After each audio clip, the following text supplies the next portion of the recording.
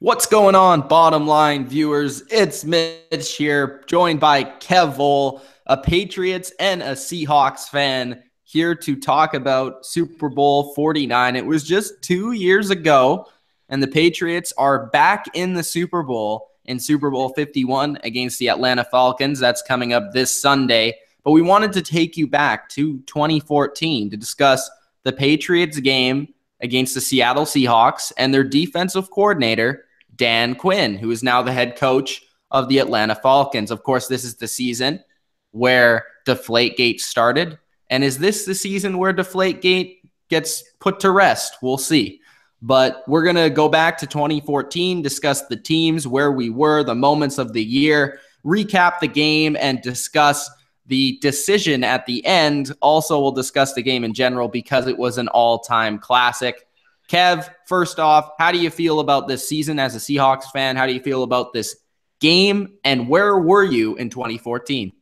2014 is we were watching in a pub. We had Patriot fans. We had Seahawks fans. I did a podcast with some Patriot fans, Seahawk fans. I got us together and we just talked smack to each other.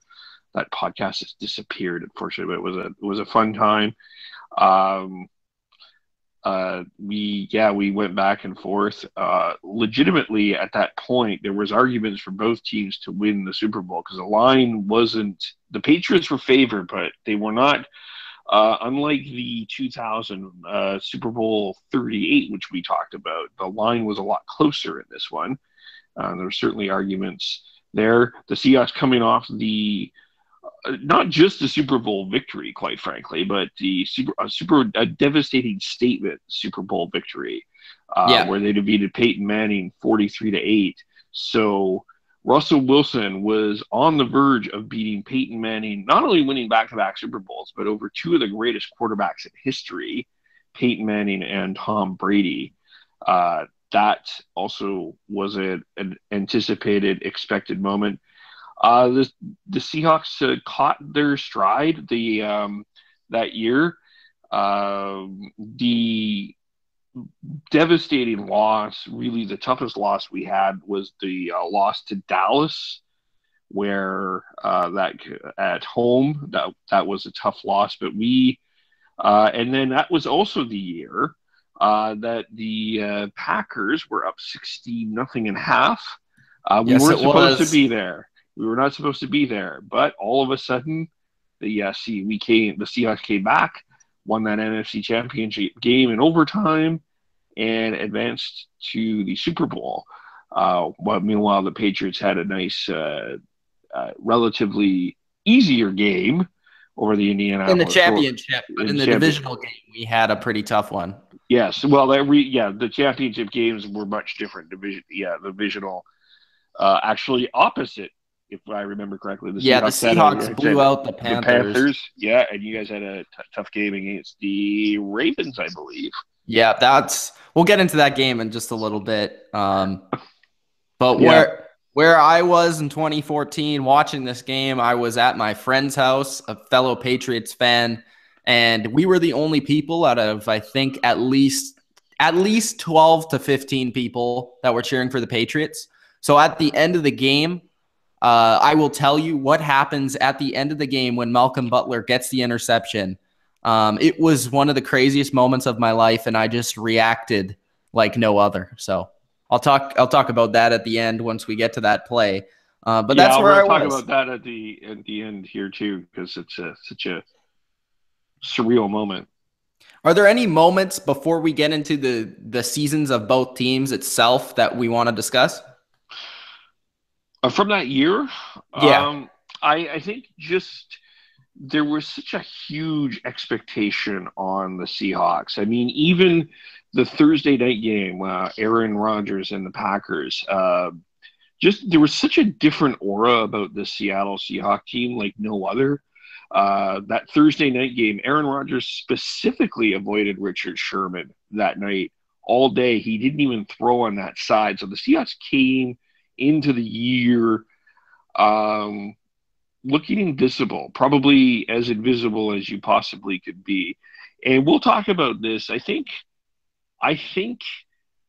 at the end of the Super Bowl 48, eyes were open, and Richard Sherman talks about this a couple in that America's game where it's like you weren't paying attention, and I think that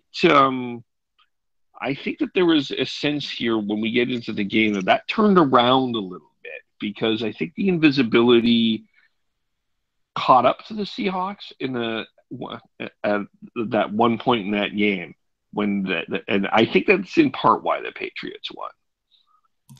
Yeah, definitely agree with you in terms of the Seahawks going after destroying one of the greatest offenses of all time in Super Bowl 48. That was a terrible game. And then after that, Seahawks try and rebound and go back-to-back. It's very difficult to go back-to-back. No team has done it since the Patriots have done it, and they'll look to do 2 out of 3 this year.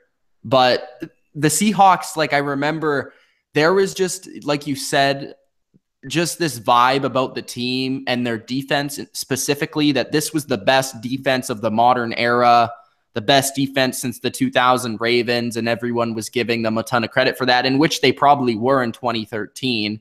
I think I ranked them 6th best defense, 6th or 5th best defense of all time in 2013 on one of my top 10 lists. So they were definitely up there, and the team just kind of had that vibe and confidence, and everybody looked at them as potentially the next dynasty in football, and they had the opportunity to maybe become that with the 2nd Super Bowl championship. But of course, they were one play away from doing that, and Tom Brady ultimately and the Patriots took it away from them. But that was a really interesting season because as a Patriots fan, I was looking at this season, and through the offseason, we lost Aqib Talib to the Broncos, and I started to worry. And then in the offseason, we were like, who's going to play cornerback for us? Then slowly we signed Brandon Browner from the Seahawks, who just came from the Legion of Boom.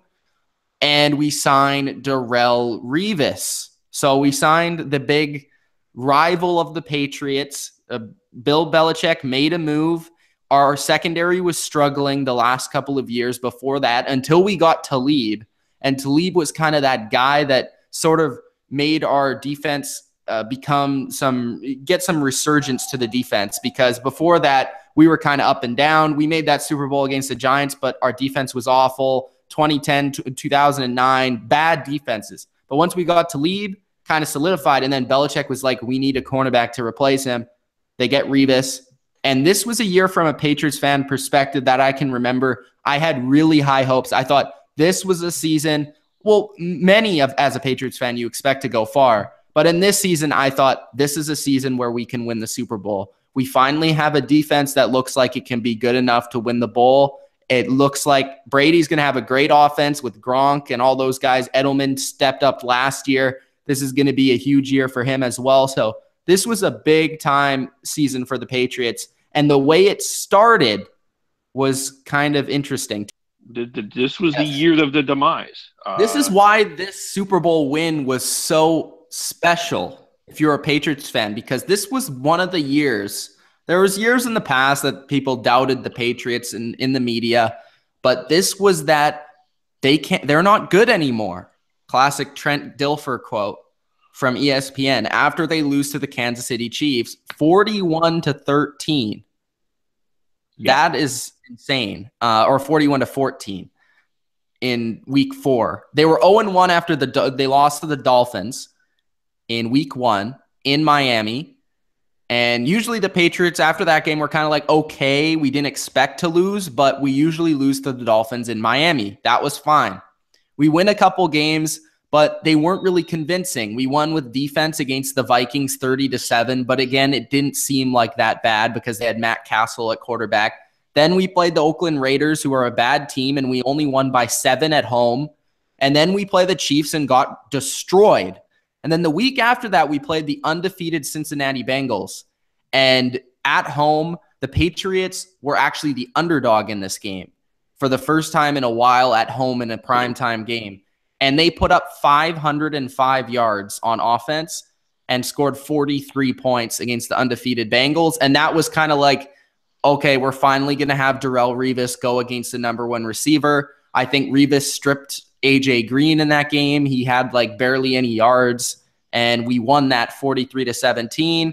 Then we started on a roll. We beat the Bills by 15. We beat the Jets. We killed the Bears by like 30 points. We beat the Broncos, which this was the game coming in. The Broncos beat us last year in the AFC Championship. Peyton Manning was on fire. They were one of the best teams, and it was Patriots or Broncos in the AFC. Patriots or Broncos the whole year.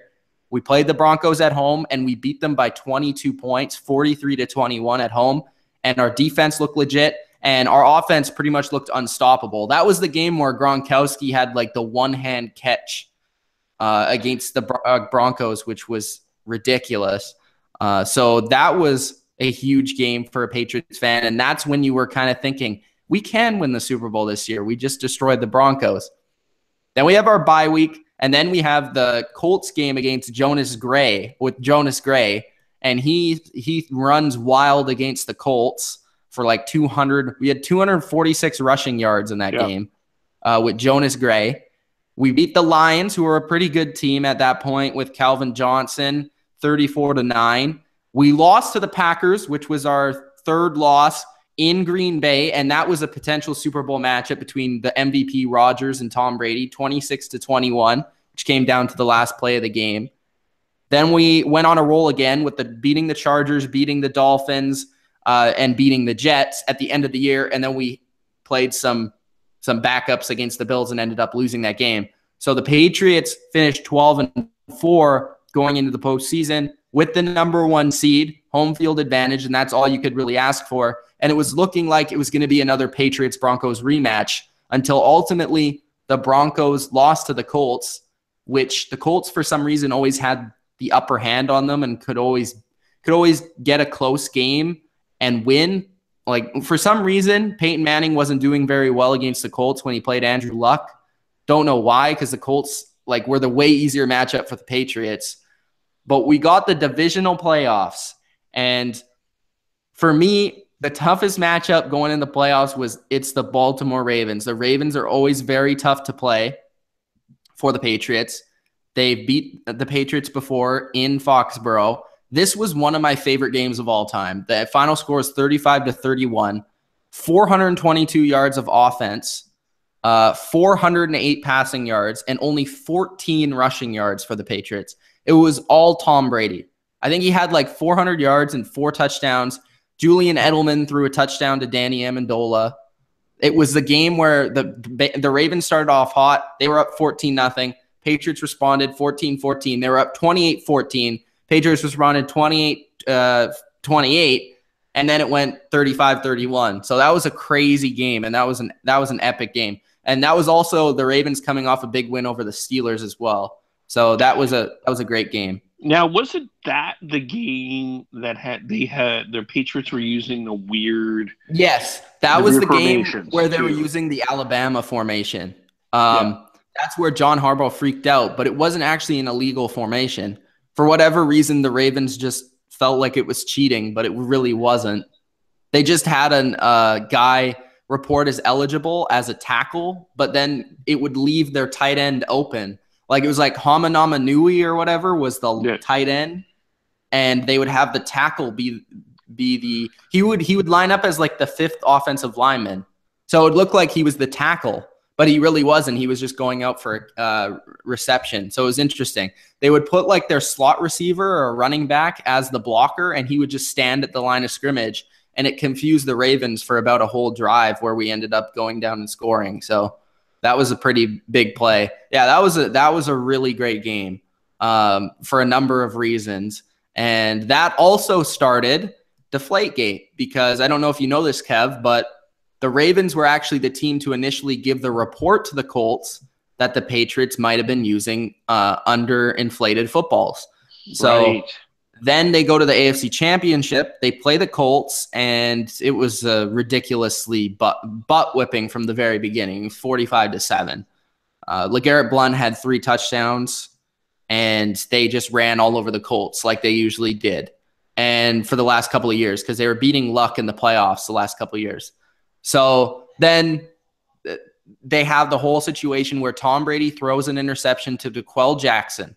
DeQuell Jackson gives the football, and they start reporting that it's under inflated football. So the whole thing that we're leading up to the Super Bowl for the Patriots was that they were using underinflated footballs. It became known as Deflategate. Everybody overreacted about the situation. Tom Brady and Bill Belichick were doing science in their press conferences, and it just got way out of hand. And it seemed like Brady and Belichick were like not sleeping. They looked terrible in their press conferences. Like they looked like they couldn't sleep at all. And then all this hype, it was going in two different directions. Because on one side, you're like, as a Patriots fan, you're like, well, this will motivate them, but it will also make them distracted at the same time. Because you don't know if this is going to take away from their game preparation or not, because they're having to deal with all the league issues. And at the same time, it's like, oh, Brady is pissed off because they said he cheated and maybe he'll come out and play a great game. And that's ultimately what happened. But before we get into the game, any thoughts on the Deflategate? And then we'll get into the Seahawks. Well, I actually never took Deflategate seriously.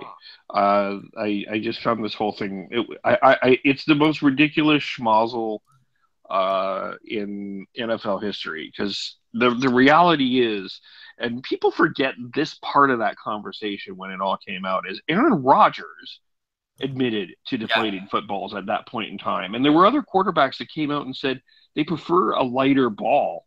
And once when I heard that, I was like, this isn't actually a big deal.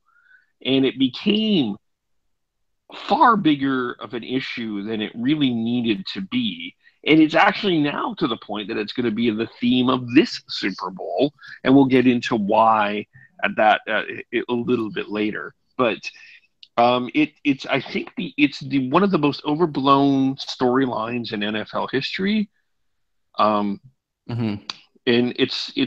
I've never really thought it was a big deal, because I mean it's like, if we go, because we did a hockey podcast earlier. Kev, it was a big deal though. People made it a big deal. You might have not thought it was a big deal, but to a Patriots fan who was having to deal with that and people constantly calling our teams cheaters, we already had to deal with that before. And now people are trying to discredit every legacy of everybody that's ever lived on the Patriots. And it was just ESPN wasn't reporting the facts right. It seemed like the NFL was going against the Patriots and they didn't want us to win. It was ridiculous. And ESPN was being brainwashed by the NFL to put out certain information. They even had to apologize after one show for reporting the wrong information. It was insane. It almost felt like that they were taking aim at the Patriots and they were trying to slay a dynasty. Well, I mean, to me, the way I looked at it is, we talked hockey a little bit earlier. It's like a stick.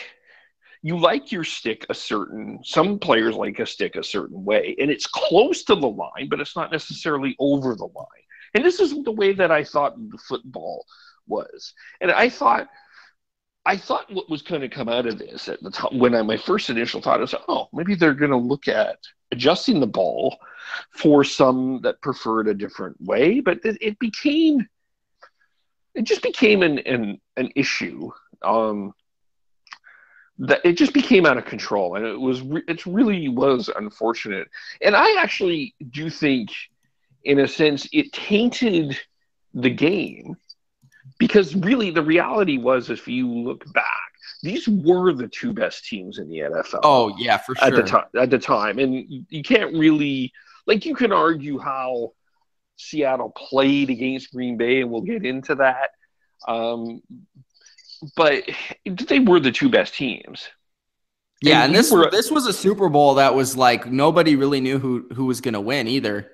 No, there was debates on both sides. It was like a 1-point spread, and the Patriots came off an easy win, but that was mostly because they played the Colts. The Colts were just a team that wasn't fit to play them. Yeah, I'm going to bring up something here when we're ready to talk about Seattle, but there's some interesting legacy issues at this point in time. Yeah, so the Patriots going into the game were the 4th-ranked offense in terms of points for, 11th in terms of yards, and 8th points for defense, and 13th yards defense. So those were their ratings going into the game.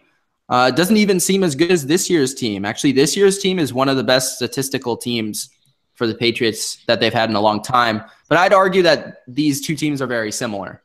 The Patriots team now and the Patriots team 2 years ago. The Seahawks. So do you want to describe the Seahawks season? Of course, we said that they started off with that win against the Packers in the first week. Yes, they actually struggled to start the year. They lost in San Diego, 36-21. They had the rematch against Denver, which was a highly anticipated game, and some thought was going to be the Thursday night game at the time, but they won in overtime. They lost the Rams in St. Louis. They had that huge loss to Dallas. Where DeMarco Murray, yes, and they lost to the Chiefs with Jamal Charles. I remember that. Yeah, and then after that game, the 16, they won 6 in a row after that, and they never allowed more than 14 points in that time. They dominated Arizona. They walked into San Francisco, and at that time, that was after the NFC Championship game between Seattle and San Francisco. The classic Richard Sherman quote. Yeah. They walked in, beat them 19-3. Jed York, the CEO of the 49ers, tweeted an apology after the game for how bad the 49ers played. The Seahawks were eating Thanksgiving turkey on the 50-yard line of the newly minted Levi Stadium. 35-6 in Arizona. That was Beast Mode 2. Lynch did the classic run, and they were on their way to the playoffs. Yeah, I remember the Seahawks having a lot of momentum that season after that Chiefs loss, because even it's going to be interesting to talk about the Panthers game, because even the Panthers game was considered to be a little bit closer going into the game, because the Panthers, they kept losing to the Seahawks, but it was by 3 or 4 points. Yeah. They beat them 13-9. And then that year, yes. And then they played them, and then they kind of blew them out with the Cam Chancellor game. Yes, that was I think that was the first that was the second introduction of Cam Chancellor. Some would argue Cam Chancellor should have won the Super Bowl MVP the year before, but that went to Mike Morgan. Whatever. That game wasn't necessarily a super close game. I mean, it wasn't expected that Carolina would win, but some thought it would be a tough game. But this was also interesting that we parallel Andrew Luck, and this is where we'll parallel Andrew Luck and Russell Wilson, because at the time, and Andrew Luck was considered the heir apparent to this Brady Manning legacy. This was the time, and he was at this year. He played great in this year. Yes. This season. Yes. And people were not paying as much attention to Russell Wilson, who was pulling comeback win after comeback win and just keeping his momentum. I mean, his stats were admittedly still not as good as Andrew Luck's, but he was doing the Al Davis thing. He was just winning, baby. This also was the year that Deion Sanders called the Seattle wide receivers pedestrian. And this also was the year that Marshawn Lynch was at the Super Bowl press conference and said, I'm just here so I won't get fined. This team... This was the Doug Baldwin one. Yes, it was. Yes, this was when Doug Baldwin confronted Deion Sanders on the pedestrian. I forgot about that. Yeah. Yeah. This team became invisible, but this team also became sort of a caricature of themselves. This team started to believe that the sort of maybe like Patriots fans, there's a similarity where they wouldn't get any respect. People felt that they cheated. People still weren't forgiving them for the Fail Mary game a couple of years ago against the Green Bay Packers. That people didn't like that they were old school and they hit and they hit and they hit and they hit. I think the thing that people didn't like is they talked. Talked and hit. People were starting to hate Richard Sherman. People hated Pete Carroll. This is when the Seahawks the black hat of the Seahawks came out. And this is why we're reviewing the Super Bowl here, is because that black hat, in part, was Dan Quinn, who was the defensive coordinator at the time. He had a certain swagger. Now, if you go back to the America's Game Super Bowl, Richard Sherman suggested that they should have won the Super Bowl in 2012, but I look back on that and I disagree. They had the momentum. I don't think they would have beat the Ravens. No, they just weren't there. What Dan Quinn brought to this team was he had the Pete Carroll mystique, but on defense. He carried something. And this is interesting because I want to bring this up. Dan Quinn that year interviewed five different teams for a head coaching position.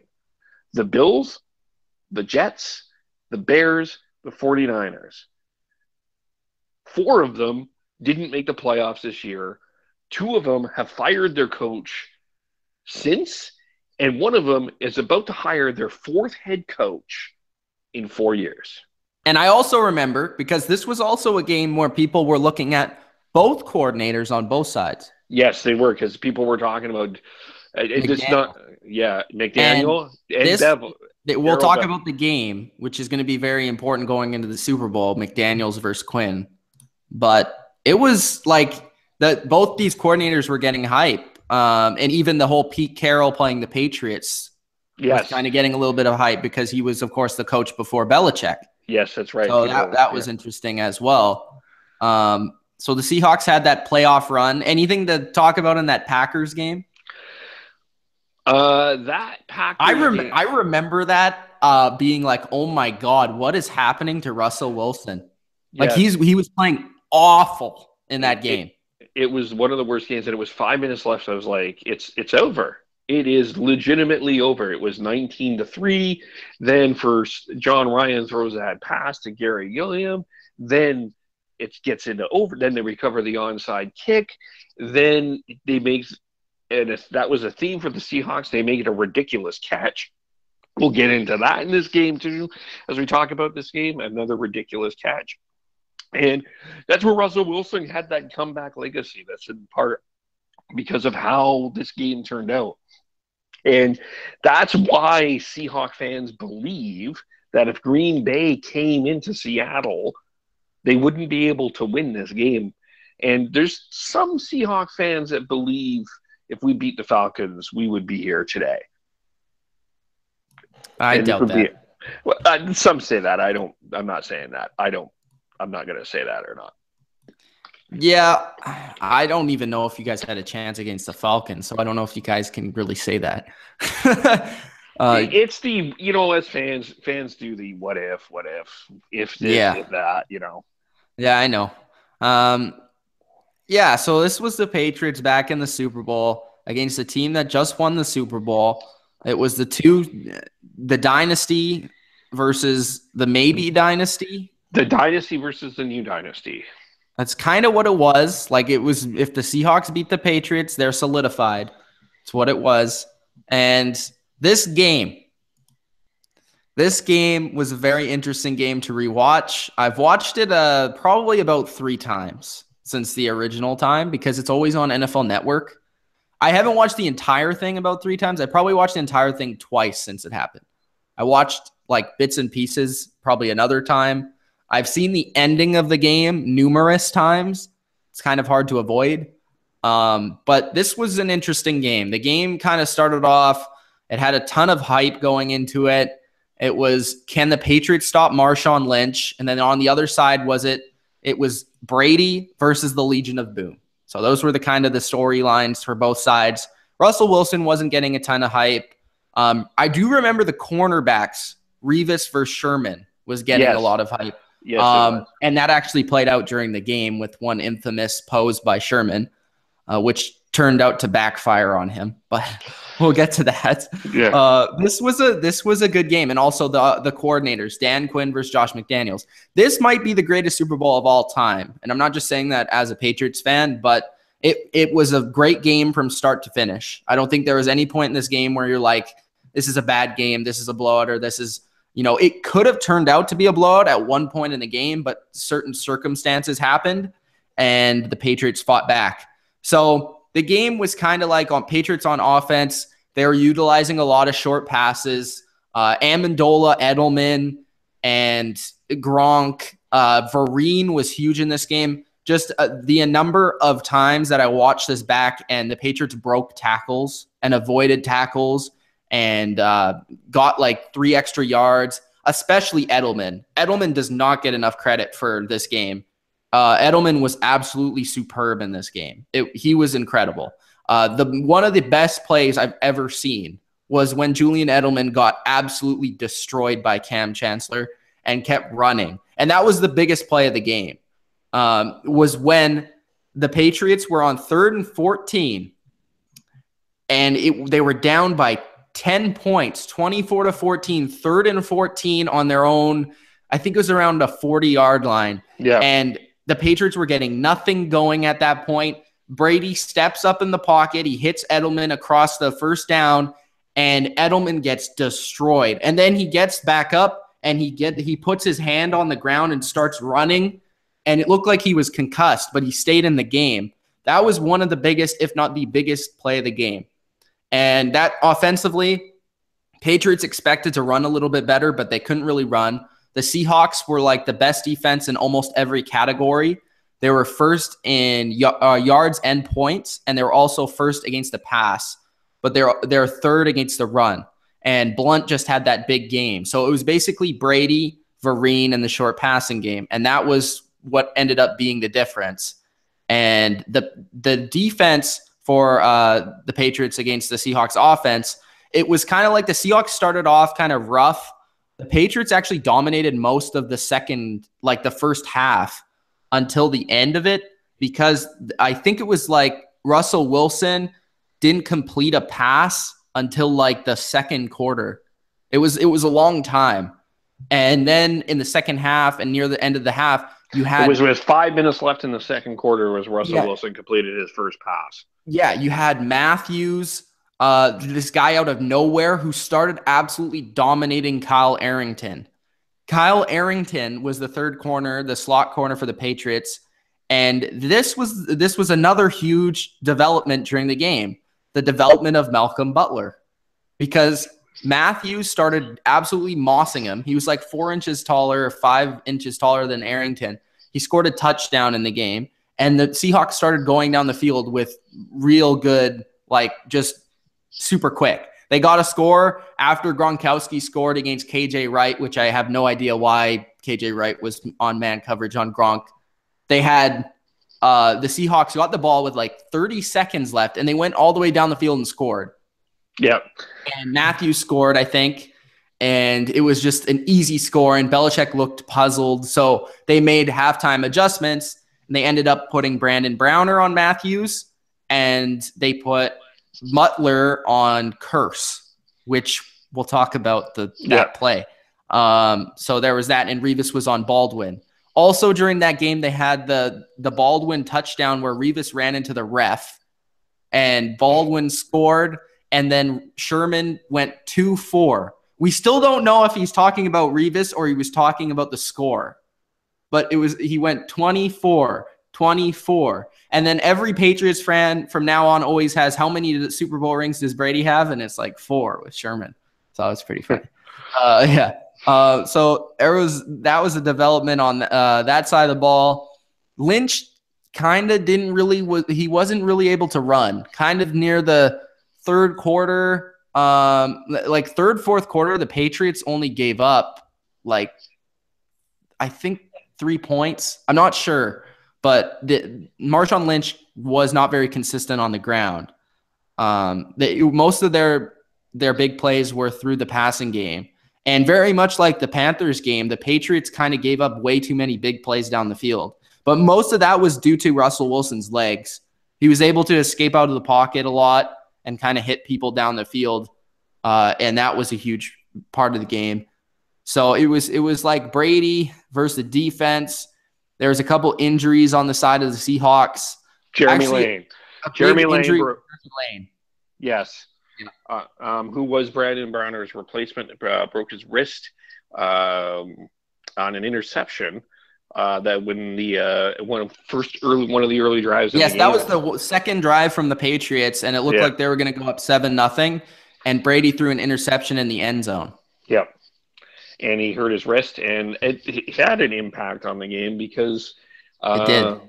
Charles Simon was having trouble with Julian Edelman and the receiving core, and it wasn't the same. So yeah, and that he was actually the guy that got beat by the whatever you call it, like a banger route from Edelman. Yeah. Where he went in and out, and Edelman caught it for the game-winning touchdown. That was Simon who was covering him. It would have been Lane. I'm not sure if he would have broken it up. I'm not sure what happened, but that was a pretty big development in the game. And like Collinsworth actually said at that moment, this could be a big injury in the game, which it ended up being. There was a lot of circumstantial things in that game where it was a lot about adjusting. The Patriots had to adjust, the Seahawks had to adjust, and ultimately the team that adjusted a little bit better ended up winning. I think to me, also Cliff Averill was out. Yes, he had a concussion, I think. Yeah. As a Patriots fan, I felt in that game, I was like, this is where we've been all year. This is Tom Brady. I wasn't giving up. I was like, this is Tom Brady. We're down 10. We can win. It's Tom Brady. And if you remember, during the 2013 season, there was the Sherman-Brady confrontation. You mad, bro? I think that was 2012. Or 2012. It was 2012, yeah. I was at that game, actually. It's funny because I think it's like Seahawks fans, we were all like, we can beat Brady. And there was sort of this sense of... And it's amazing what happened with Manning the year before, and then Brady plays them the year after. Yeah, and I mean, this may be why we talk about Brady. This is maybe an interesting concept in the sense of comparing Brady to Manning. So let's talk a little bit about this, because this is a perfect example of it. Because Manning, Super Bowl 48, first play of the game, ball goes over his head, goes into a safety. They're done at that point in time. Second drive of the game, Brady goes down field, gets an interception. That can deflate a team. Yeah, the Patriots, or Brady in particular, didn't play a good first half. Like, his numbers look pretty good, but he threw a couple interceptions in the game. He made his mistakes, but he played the best fourth quarter in Super Bowl history. I don't think there's a doubt. He had two touchdowns. I don't think he even had an incomplete pass. It was pretty crazy. And this is where we talk about toughness. Mm-hmm. And this is where Brady, I think, gets a little bit underrated about that, because he showed a lot of toughness and moxie in that game. And I mean, there was sort of a sense in the pub that we were watching, it's like, it's still Brady. Like, thou shalt not trust Tom Brady. But there's a certain like, remembering that game, remembering back with the Peyton Manning game, I never felt like Manning was going to come back and get us. No, not at all. I thought the first play, it's over. Yeah, I was like, so I think that Brady brings a different aura and a different respect and a different type of environment to the game that I think makes it interesting. And that's why when we talk about Brady as one of the greats, top two greats of all time, that we've debated before, and we don't talk at Manning in the same breath. I think it's moments like this, when comparisons like this, that are important to distinguish that. Yeah, definitely. I think Brady's always been, that's where people have kind of separated the two, is Brady has been better in the bigger moments. And this was one of the shining moments of Brady's career so far.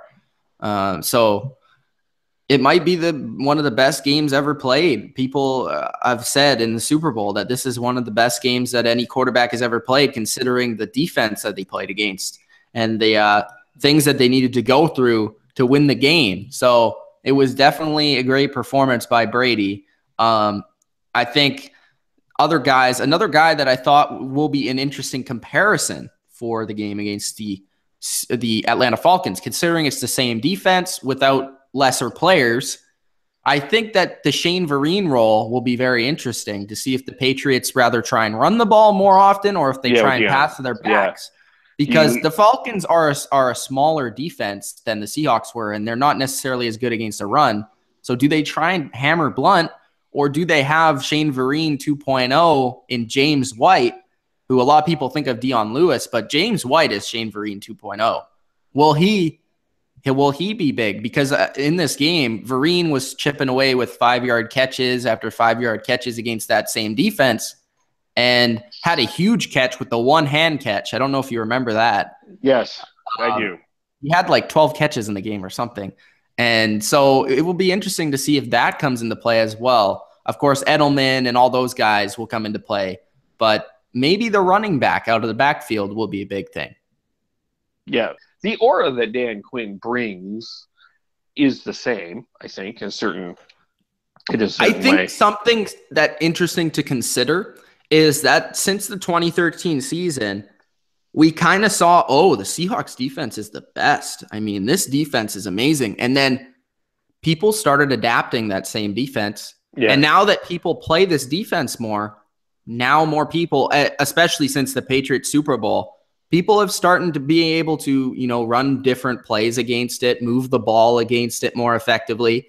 And you have to consider, is this the Tampa 2 2.0? Remember when the Bucs won the Super Bowl in 2002 with the Tampa 2 with Tony Dungy, that scheme that he installed there, and then Gruden took it. That was a popular defense because the Bucs made it popular. And then now the Seahawks defense is the same thing, and people started using it, and now people are starting to figure out ways to beat it. Does that mean that it's another shift? It's like the NFL evolution. Right. It's going to be interesting to see the Seahawks as well. Not only the Falcons, but the Seahawks development as a defense, and see if Pete Carroll tries some different things in the future. Well, not only that, though, too, but also remember, and it was phased out, that this was also, we were going through that time of the hybrid defense where the defensive lineman would jump into coverage, the linebacker would go down. You didn't know what to expect from the line. The Patriots were famous for that. The Ravens were famous for that. The Steelers were exotic like that. So we're going through two interesting defensive transitions. Because now the Seahawks defense is very simple.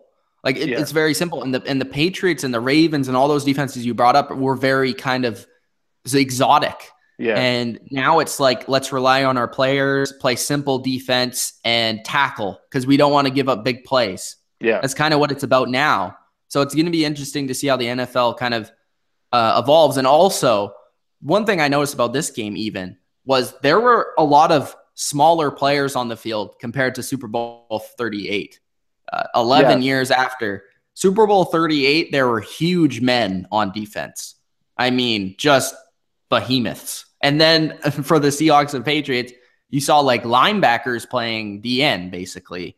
And all those different like linebackers, like safety speed, like Bobby Wagner and Cam Chancellor basically being a safety that's actually a linebacker, and he plays linebacker a lot because he's like at the line of scrimmage almost. And like just a different style of play. Now there's a lot of nickel packages. Yeah. And there's not 3-4, 4-3. It's like nickel most of the time. So and nickel's becoming the base defense right now. Yeah. Yeah. So it's interesting, just the development of the game, even from that standpoint. Yeah. Yeah. It's an offensive Super Bowl. As much as everyone wants to say the Patriots defense is number one in points. And as a Patriots fan, I agree with you. It's a good defense, but it's not a great defense. It's not the reason they're going to win the Super Bowl. It's an offensive Super Bowl. You look at the teams that made it far in the playoffs, all offensive teams. Very interesting to note. And does that continue, or is that random? Because last year we saw defense take over. Yeah, I guess it really kind of depends on a number of identities and stuff. But going back to this game, one of the themes that this game had is an underappreciated offense and an underappreciated defense. Although Belichick was known as more of a defensive mind, this defense didn't have the reputation that the early 2000 Patriots had. No, but it was definitely the best defense they had since then. Yeah, yeah, and we're probably going to get into this final drive here because that's the key meat of this. But there's a lot of things that people remember the Malcolm Butler play. Yeah. But people forget what got to the Malcolm Butler play. Not only this what the Seahawks did, but really what the Patriots did as well. We had that incredible Jermaine Kearse. Yes, you had that, but let's go before that even. So before that, you had Marshawn Lynch, who beat Jamie Collins for about a 20-yard catch. Yep. Do you remember that? It was a slant and go. That's interesting because that is change for the Patriots. I no longer see, and I want to see if this happens in the Super Bowl, because Freeman, Coleman will be out there ready to catch the ball. Will that happen? Will they put a safety on him? Because in this game, they had linebackers facing running backs, and maybe it's because Marshawn Lynch. He's not exactly Marshall Faulk, but you know what I mean, right? Yeah, he was a bigger guy. Yeah, it depends on the matchup, I guess, but the Patriots have started to kind of trust their safeties to cover running backs instead of their linebackers. So in this game, it was a lot of man-to-man from the Patriots defense because that's basically what they did with Revis and everything. So Collins got beat, and then they had a couple plays in between there where Butler, at this point, it was, like I said, Browner on Matthews, and Matthews wasn't really in this series because it was the 2-minute offense, and he was like the fourth or fifth receiver.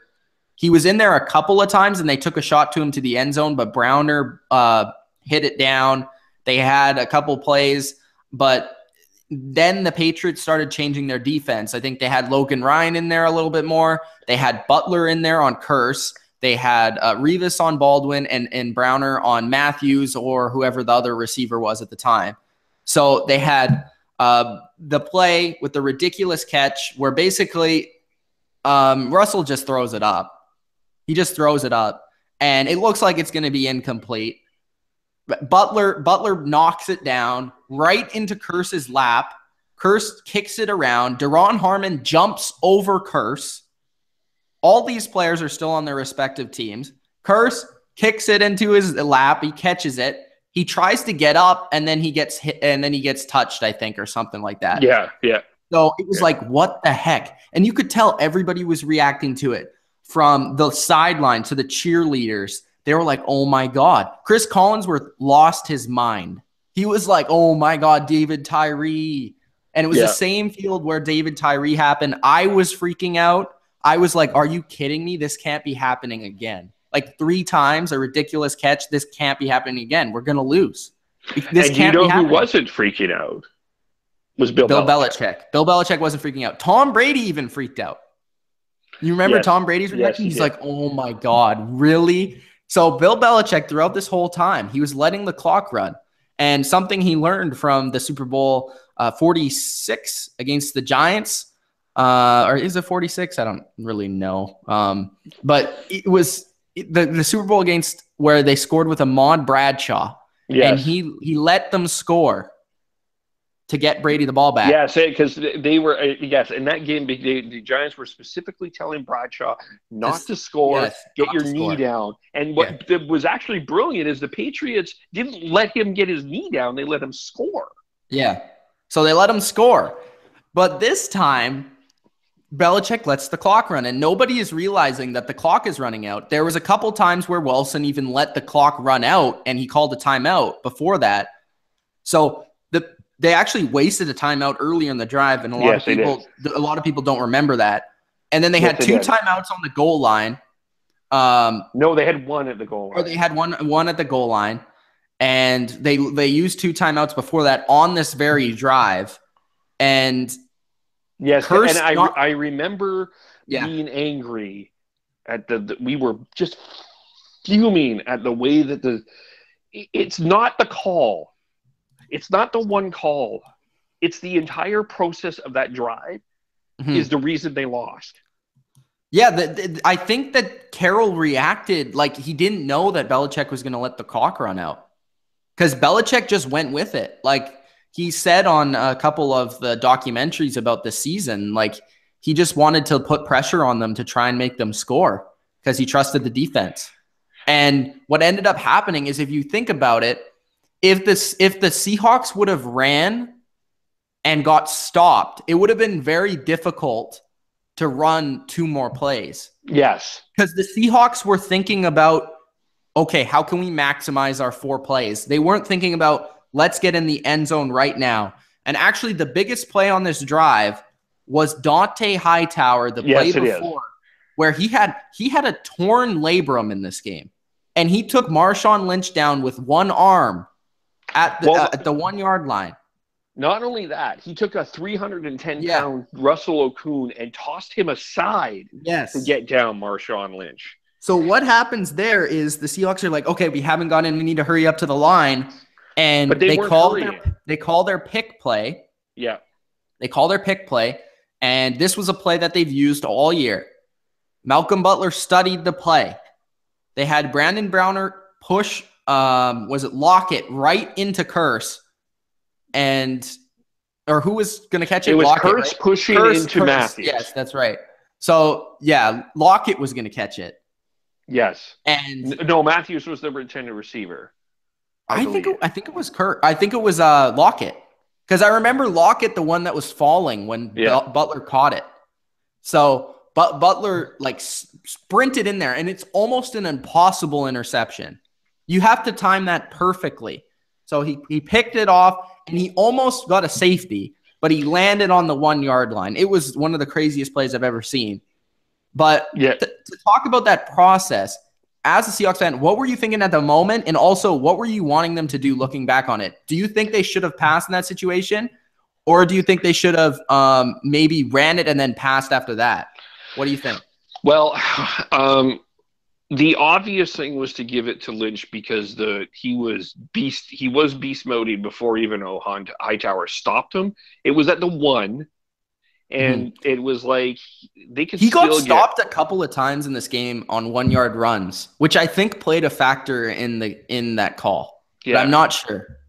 The mistake in this case wasn't the pass. It wasn't the pass selection. I think if I look back on this, Lynch was actually wide open on a hitch, and he just turns left and just tosses it. He's in the end zone. Is in the end zone. I don't think I looked at Lynch. But I remember what you're talking about, where they ran that pick play and Lynch went on a swing to the left. Yes. And he was open, but the play was designed to go to the pick guy. So Wilson just threw it there without looking at the other guy. Yeah. I think that's what happened. That's exactly, because Wilson had to – I think what they were thinking is, okay, if you don't get in here, you got to stop. You stop it, then you run it, right? Because they wouldn't have been able – if they got stopped, they might have been able to run 2 runs, but it would have been obvious. You know, they wouldn't have been able to kind of mix their play call up. And it's not easy to get in at the 1 yard line, as easy as it does sound, if you know you're going to run the ball. Yeah, because they would have piled that in there. Now, what is interesting here is this was the first time that the Patriots used 3 corners on their goal line stand. Yes. Butler was just called in randomly. The coach was just like, Butler, go. Yeah. They didn't even know Butler was going to be in there. Yeah. And during practice, they practiced this play. Yeah. And it didn't work. Yeah. They never stopped it. But Butler never stopped it once. Not once. And they did it here, which is amazing, really. And the lesson of practice there. And it's amazing they even had the film of the practice. Well, yeah. But but I think this is the legacy of Belichick, because everybody was like, are you going to call the timeout? Yeah, I was like, Bill, call a timeout. They're going to score. Bill, you're not going to let Brady, who just scored a touchdown, go again? Come on, Bill, call a timeout. And I was like, oh, my God, what are you doing? And he was just like, people also don't remember is that the Seahawks were disorganized. Yes, because they didn't know what just happened when Curse caught the ball. Yeah. And they didn't – yeah. They wasted their 2 timeouts. I mean, it's – Pete takes the blame for the play. This is actually also the game that I think Darrell Bevell lost a lot of his luster because a lot of people hate this call. I don't think it wasn't the wrong call. It was the wrong pass, I think, in the end. And it was the most devastating Seahawk. It's a heartbreaking moment. It was an amazing moment for me. I understand, but it was a heartbreaking moment. Yes, I bet it was. It was a great game in the end. And I remember when Butler picked it off because everybody was cheering for the Seahawks. I literally stood up with 2 middle fingers and said, "Fuck everybody in this room."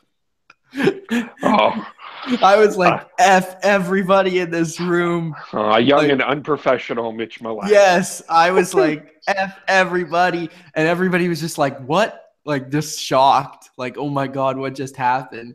And then I just like left the room. I just started walking. The last play of the game. I just left the room. I was like, oh my God. And then what happened was Brady had to kneel it. He was on the 1 yard line, and Bennett took a stupid penalty. Yes, he did. And then they started a brawl. And if he stays calm there, yeah, they still have a chance to win the game. And it's funny, Kev, because they actually have a video clip at some point in Brady's career where Bill is saying, you got to know the situation. And it's like, Bill is like, when your team is backed up with 1 yard to go on the 1 yard line, it's only half the distance to the goal. So you can try and get the guy to go offside. That was years before that play. Yeah. And that's what happened. Brady gets the guy to get offside. And even if they would have gotten the false start, it would have only been like half an inch. Yeah. So, yeah, it's crazy, all the circumstances that happened to make that game. And the other interesting parallel for this game to Super Bowl 51 is Dan Quinn was about to become the head coach of the Atlanta Falcons. Yes, he was. Kyle Shanahan is about to become the head coach of the San Francisco 49ers. So it's an assistant transferring to head coach. Yeah, that's very interesting. Yeah. That's a crazy game. One of the greatest of all time. And you step back. This was the best Super Bowl game of all time. I think so, in my opinion. Yeah. I think it was two teams that were both great, both equally deserving.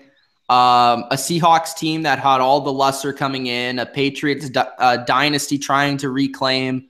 They haven't won in a long time. They kind of had to, with Brady, it was about, okay, you won those 3 Super Bowls. Can you win it now? And also with Bill Belichick. So it was a great game. It had great hype. It had circumstances around it with Deflategate, the crazy plays at the end of the game. It made it very special. Very special game.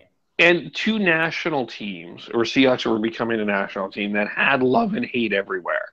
They're both well-traveled. They still are both well-traveled teams and well-respected teams. Hopefully we see this again before maybe next year. We'll see. All right, guys. I hope you enjoyed this Super Bowl retrospective review of Super Bowl 49 between the Patriots and the Seahawks. Yes. Anything to say? It's good. It's cathartic to talk about this game again.